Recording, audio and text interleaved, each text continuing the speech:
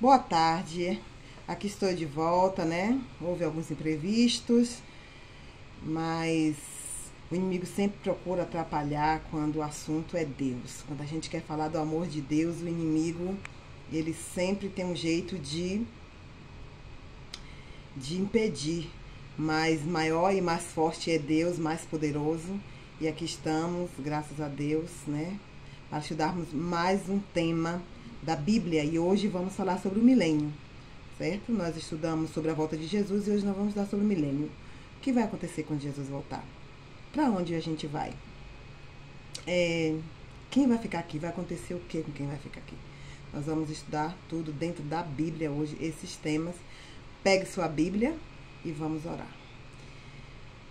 Grandioso Deus, amoroso e excelso Pai, graças te damos, Senhor, pelo Deus maravilhoso que Tu és, por mais um dia de vida de saúde e pela oportunidade de estarmos mais uma vez reunidos aqui para estudarmos a Tua palavra. Venha abençoar essa pessoa, Senhor, ou essa família que tirou esse tempinho para estar assistindo esse vídeo, que venha fazer uma grande diferença na vida de cada um deles. Venha nos dar instrução, a capacidade, a sabedoria através do Santo Espírito, com perdão dos nossos pecados, em nome de Jesus. Amém. Muito bem. Quando a gente estudou sobre a volta de Jesus, eu falei que ia falar mais algumas coisas, né, sobre a volta de Jesus. Antes de Jesus voltar aqui, vir aqui para nos buscar, alguém, né, disfarçado em Jesus, vai vir aqui dizendo que ele é o Cristo, que ele é o Salvador, que ele é quem salva, né? Quem é esse alguém? O próprio Satanás. Ele vai se transfigurar, né? A imagem que a gente conhece de Cristo e vai dizer que ele é o Cristo, vai vir fazendo milagres, curando as pessoas, vai vir dizendo coisas que não estão registradas na Bíblia, mas ele vai usar a própria palavra de Deus, como ele fez com Jesus, né, para dar crédito ao que ele está falando. E a própria palavra de Deus, lá em Lucas 17, 23, diz assim: e vos dirão, ei-lo aqui, ou lá está, não vades, não vades, nem os sigais. Então, a palavra de Deus está nos dando a orientação de que a gente não deve ir, nem deve segui-lo. Mas e como é que eu vou saber se esse é Jesus ou não? Como que eu vou saber? Quando Jesus voltar, ele vai vir de forma visível. E todo olho verá. Quem está aqui no Brasil vai ver, quem está lá no Japão vai ver. Ele vai aparecer no centro do universo. E todos vão poder vê-lo, né? Outra coisa, ele falou que ele vai vir buscar os seus escolhidos, né? Lembra que a gente estudou lá? Ele vai vir buscar os seus escolhidos. Então, ele não vai vir mais fazendo cura de ninguém, não vai pisar, ele vai ficar nas nuvens, né? Vai ficar lá no alto. Quem vai descer até nós serão os anjos. E ele vai ficar lá, né? Ele não vai sair batendo de porta em porta, dizendo que ele é Jesus, e não vai pisar aqui na terra, aparecer aqui em Cascavel, aparecer lá na Bahia, em Mutuípe, Jiquiriçá, ou aparecer, né, lá no Japão, na China, dizendo que ele é o Cristo. Não. Ele vai vir, todo mundo vai ver ao mesmo tempo. Ele falou, todo olho o verá. Está, né, na palavra de Deus em Mateus. Ele diz até mesmo aqueles que os traspassaram. Então, Deus diz aqui, não vá, não siga. Então, Satanás vai vir diferentemente. Ele vai vir dizendo que a lei para ser guardada é outra, não a que está lá em Êxodo 20, que a gente ainda vai estudar mais adiante, né? Ele vai vir dizendo, fazendo curas, fazendo milagres, vai vir aparecer em Mutuípe, em Cascavel, em Jiquiriçá, né, na China, nos Estados Unidos. Cada vez ele vai aparecer no lugar, ele vai ser filmado, muitos vão vê-lo pela TV e vão achar que ele é o Cristo. E ele vai vir revolucionar o mundo. E muitos irão, infelizmente, segui-lo, porque não vão ter esse conhecimento que vocês estão tendo agora, de que não é desse jeito que Jesus vai voltar. Então, na palavra de Deus está escrito que Jesus vai vir nas nuvens, né? Toca a trombeta, os mortos em Cristo irão ressuscitar, e Satanás não tem poder para dar vida, os mortos não vão ressuscitar quando ele aparecer, ele não tem poder de aparecer para todo mundo ao mesmo tempo, ele vai aparecer aqui, ali, acolá, certo? Mas ele vai vir curando as pessoas. Ah, Satanás tem poder. Ele é poderosíssimo. Ele só não tem poder de dar vida, de trazer a vida àqueles que se foram e nem de formar um ser como Deus formou. Mas ele tem poder de curar, ele tem poder de ilusão, de iludir, de mandar descer fogo do céu, enfim. Ele só não faz aquilo que Deus não permite que ele faça, né? E aquilo que Deus não deu poder para ele fazer. Mas quando ele foi expulso do céu, ele não perdeu o seu poder. Mas por que Deus não tirou o poder do bendito? Para não te chamar de maldito. Para que os outros anjos não ficassem do lado de Deus com medo dele. Ah, se a gente ficar contra Deus, ficar do lado de Lúcifer, a gente vai perder o nosso poder, a gente vai morrer. Se ele, no caso, se ele tivesse matado Lúcifer, a gente vai morrer, como eu já falei para vocês, né? Há um tempo atrás, quando eu falei sobre a entrada do pecado no mundo. Então, tudo que Deus deixou foi para que aqueles que permanecessem do lado de Deus por amor e não por medo, né? Então Deus é um Deus de amor, um Deus que dá liberdade, deixou livre. Ele poderia ter se arrependido, Satanás, mas ele foi até o fim. E agora ele está completamente perdido, não há mais salvação para ele e para os anjos que ficaram do lado dele. Então, quando Jesus vier, ele vai vir de forma visível para todo mundo ver. Não vai vir curar ninguém, não vai vir iludir ninguém. Ele vai vir apenas buscar os seus escolhidos. Ele não vai pisar sobre a face da terra, vai ficar nas nuvens. Quem vem até nós serão os anjos, certo? Os mortos irão ressuscitar primeiro, irão para perto dele, não serão transformados. Depois, os que estiverem vivos, que se prepararam, também são levados pelos anjos, são automaticamente transformados para a honra e glória de Deus.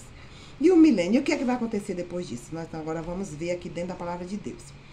Para onde, a primeira pergunta, irão os salvos após a volta de Cristo e quanto tempo ali permanecerão? Irmãos, nós estamos passando por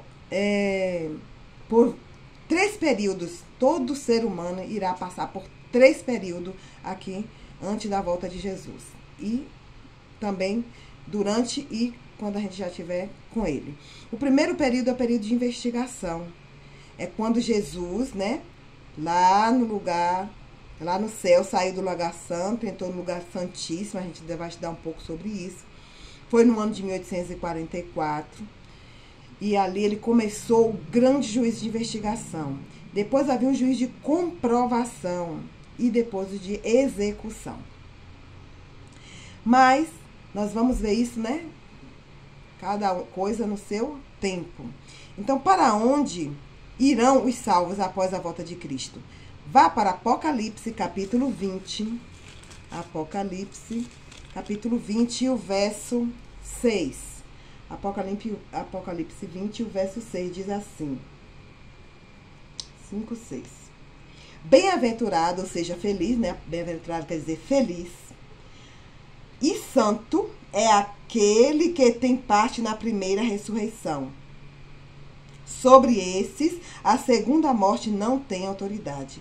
Pelo contrário, serão sacerdotes de Deus e de Cristo e reinarão com ele os 1000 anos. Ou seja, Jesus vem aqui, ressuscita os mortos, são transformados, levados para perto dele, pega os vivos, são transformados, levados para perto dele, todos juntos com os anjos e com Jesus, sobem para o céu e vai ficar lá no céu por 1000 anos, certo? Então eles irão para o céu, ficar lá 1000 anos e serão sacerdotes de Deus.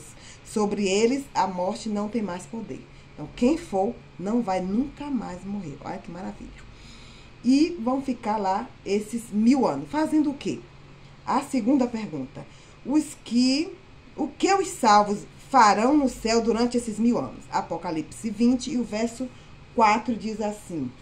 Vi também tronos, e nestes sentaram-se aqueles aos quais foi dada autoridade para julgar. Vi ainda as almas dos decapitados por causa do testemunho de Jesus, bem como por causa da palavra de Deus. Tanto quantos não adoraram a besta, nem tampouco a sua imagem, e não receberam a marca na fronte e na mão, e viveram e reinaram com Cristo durante 1000 anos. Então, Aqui diz que deu autoridade para sentar em tronos para julgar. Aqueles que forem salvos, né, que se salvarem, irão participar do julgamento de comprovação, né? O julgamento de comprovação. O que é que acontece nesse julgamento de comprovação? O julgamento de comprovação é onde você vai comprovar o que aconteceu com aqueles que ficaram para trás, que não se salvaram. Você chega lá no céu, cadê meu irmão? Cadê aquele pastor que eu admirava? Cadê aquele parente, aquele irmão, aquele amigo, aquele vizinho que eu conhecia, entendeu? E aí você vai chegar lá no céu, vai procurar e não vai achar essas pessoas. E aí, por que não se salvaram? O que aconteceu? Mas fulano pregava tão bem, fulano cantava tão bem, orava, dava estudos. E o que aconteceu naquela pessoa? E aí, daqui a pouco, você dá de cara com uma pessoa que você pensava assim, esse aí tá perdido, vai queimar no fogo do inferno. E tá lá no céu, você diz, como assim? Essa criatura tá fazendo o que aqui? Como que ele tá salvo? Você vai querer saber, não é verdade? Então, esse período de 1000 anos, vai acontecer o juízo de comprovação, onde a gente vai ter conhecimento do que aconteceu com aquelas pessoas que não se salvaram e do que aconteceu com aquelas pessoas, e porque aquelas pessoas que a gente pensou que nem ia se salvar estão ali.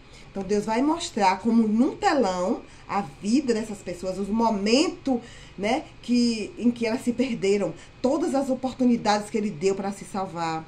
E ela não deu ouvidos, né? Alguém entregou um folheto, um livro, falou do amor de Jesus, deu um testemunho, né? Ela ouviu uma pregação, mas entrou por um ouvido e saiu pelo outro. Fez um estudo bíblico, entrou por um ouvido e saiu pelo outro. E aí foi até lá, né? Até aceitou a mensagem, começou a frequentar, mas isso não é pra mim. Ah, o mundo é melhor, vou pro mundo de novo. Ah, eu não dou conta disso não. E voltou pro mundo, né? Então, Deus vai mostrar nitidamente, como num telão, todos esses acontecimentos, né? As oportunidades que foram dadas e foram rejeitadas. Mas e aqueles que a gente pensou que não ia se salvar e estão lá? Deus vai me mostrar, olha, no exato momento, aquela pessoa ali se arrependeu, pediu perdão, né, no momento certo, e por isso ela está aqui. E aí você vai dizer assim, Deus é justo. Deus foi justo. Então, é isso aí. Aí vem a terceira pergunta. Como ficará então a terra durante esse período? Jeremias, capítulo 4, e o verso 23, diz assim, Antigo Testamento, depois de Salmo, Provérbios, Isaías, Jeremias 23, Jeremias 4, e o versículo 23 a 26 diz assim. 23 a 26. Olhei para a terra, e ei-la sem forma e vazia, para os céus, e não tinham luz. Olhei para os montes, e eis que tremiam, e todos os outeiros estremeciam. Olhei, e eis que não havia homem nenhum, e todas as aves dos céus haviam fugido. Olhei ainda, e eis que a terra fértil era um deserto, e todas as suas cidades estavam derribadas diante do Senhor, diante do furor da sua ira. Pois assim diz o Senhor, toda a terra será assolada, porém não a consumirei de todo. Então, a palavra diz aqui que a terra ficou vazia novamente. A terra vai voltar a ser como era no princípio, antes da criação, sem forma e vazia. Todos aqueles que não aceitaram Jesus vão morrer quando Jesus voltar. Com um grande Armagedon, com um grande terremoto que vai abalar a face da terra, onde prédios, palácios, mansões, pontos grandiosos de comércio, shoppings, irão tudo por terra. Vai ser derribado. Vai tudo voltar à ruína, a ser ruína. Vai ficar tudo em ruína. E aqueles que viram a grandiosidade de Deus vão ficar tão desesperados que vão querer pedir a morte, vão querer que os montes caiam sobre eles, mas só vão morrer após ver a glória de Jesus, verem realmente a glória de Jesus. Vai dizer assim, eu não acreditei que Jesus ia voltar e agora ele está aí. E eu não me preparei para isso. Eu não estou preparado para ir com ele. Que tristeza, né? Infelizmente vai ser desse jeito. Quem morreu sem preparo vai continuar morto. E quem estava vivo, quando ele voltou e estava despreparado, vai morrer. E vai ficar 1000 anos sobre a face da terra morto. Vai virar barro, vai virar lama, né? Aí você pode ver isso em Jeremias 25, 33. Jeremias 25, 33 diz assim, ó. Os que o Senhor entregar à morte naquele dia se estenderão de uma a outra extremidade da terra. Não serão pranteados, porque não vai ter ninguém vivo ali para chorar por eles. Nem recolhidos, porque não vai ter ninguém para enterrar. Nem sepultados, serão como esterco sobre a face da terra. Vai virar esterco, adubo, sobre a face da terra. E aí vem a quarta pergunta. Quem permanecerá na terra durante os 1000 anos? Quem vai ficar vivo? Apocalipse 21, 2 e 3 diz assim. Então vi descer do céu um anjo, tinha na mão a chave do abismo e uma grande corrente. Ele segurou o dragão, quem é o dragão? O diabo, Satanás, a antiga serpente. Que é o diabo, Satanás, e o prendeu por 1000 anos. Lançou no abismo, fechou, pôs selo sobre ele para que não mais enganasse as nações até se completarem os 1000 anos. Depois disso será necessário que ele seja solto por um pouco de tempo. Os únicos que vão ficar vivos sobre a face da terra por 1000 anos é Satanás e os anjos dele. Porém, eles não vão ter o direito de sair mais daqui. Por 1000 anos eles vão ficar aqui. E não vai ter mais a quem tentar, porque todos vão estar mortos.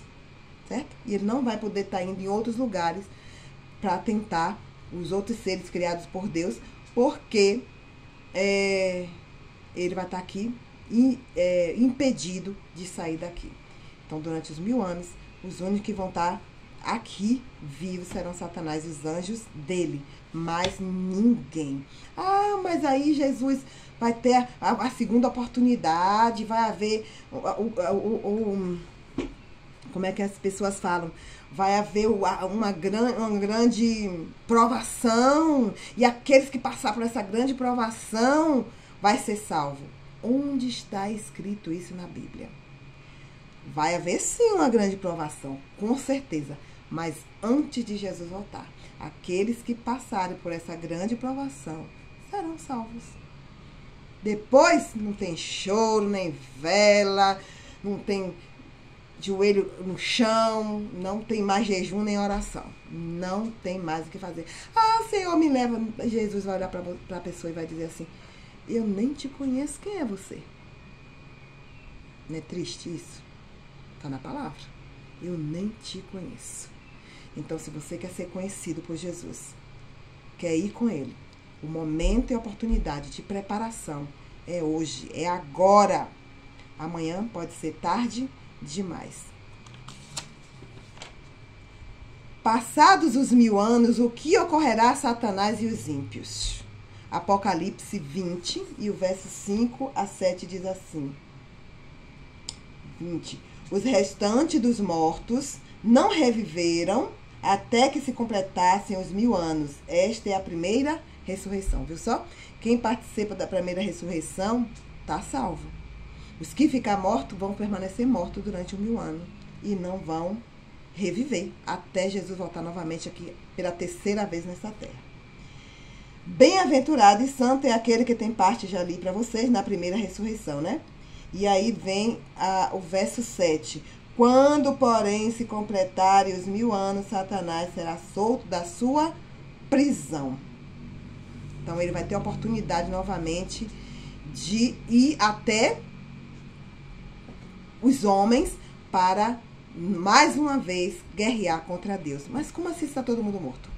Bem, Jesus vai, depois dos 1000 anos, Jesus vai descer, né, com a cidade santa, a Nova Jerusalém, que será a capital do nosso planeta. Vai descer com todos os salvos dentro dela, até aqui a terra. E aí, aqueles que estavam mortos e não ressuscitaram porque não morreram preparados. Aqueles que estavam vivos e morreram porque não estavam preparados, irão todos ressuscitar novamente. Vão voltar à vida. E aí, quando eles voltam à vida, eles veem a cidade santa lá. E aí Satanás, né, quer invadir a cidade, quer ir lá com eles para invadir a cidade, para tomar a cidade santa. Olha que desaforo. Mas antes disso, Jesus se coloca num penhasco, no pináculo lá da cidade, no lugar mais alto da cidade. E quando ele é visto por Satanás, os anjos dele, todo aquele povo. Diz que Satanás, os anjos dele, e todo aquele povo se ajoelha diante de Cristo e reconhece: esse é o Filho de Deus.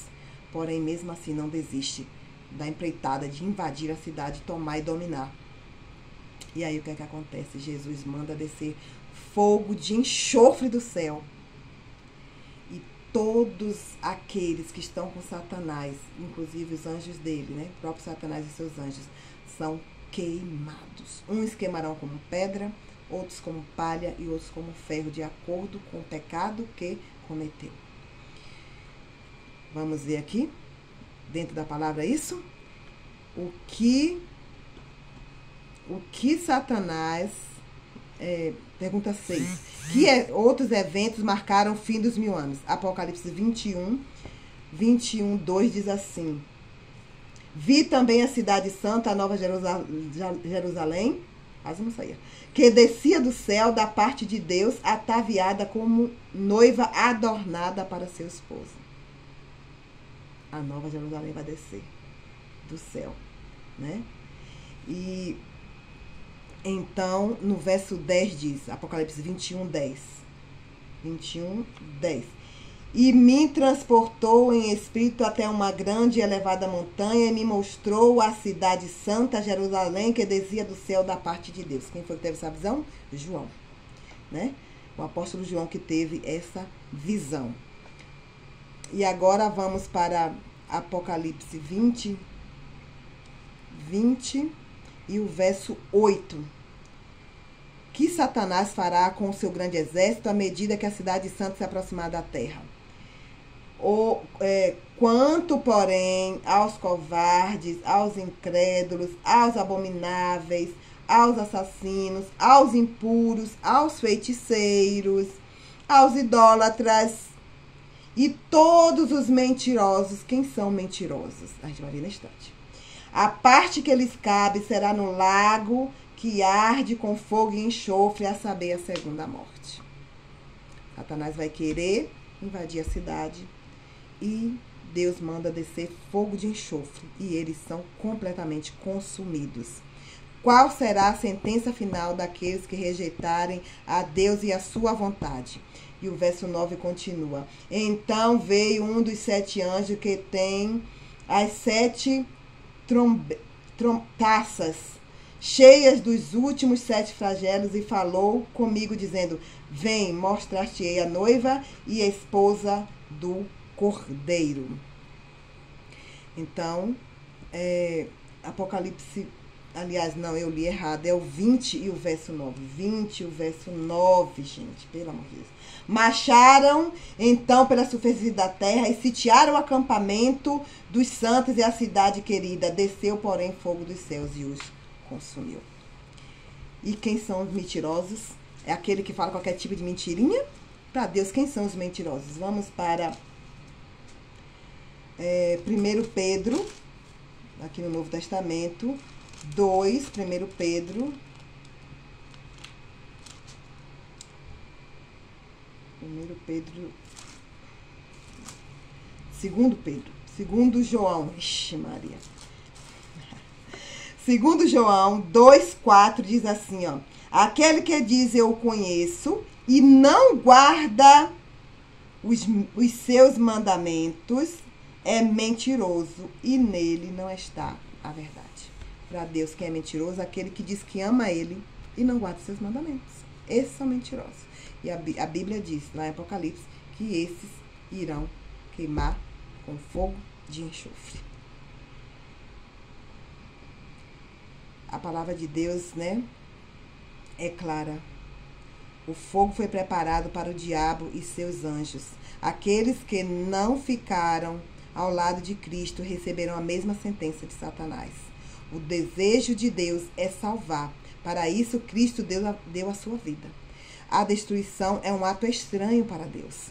Mas depois de dadas todas as oportunidades, ele terá que destruir o mal para devolver a perfeição original a seus filhos. Deus não tem como reformar esse planeta sem que os ímpios sejam eliminados dele, inclusive Satanás e os anjos dele. Então, eles vão deixar de existir para sempre. E aqueles que se salvarem não vão mais ter lembrança daqueles que não se salvaram. Alguém na sua família não vai se salvar, a gente não vai mais lembrar dessa pessoa. Não é triste isso? Mas será uma realidade. Por quê? Que Deus não vai permitir mais que a gente lembre das pessoas que não irão se salvar.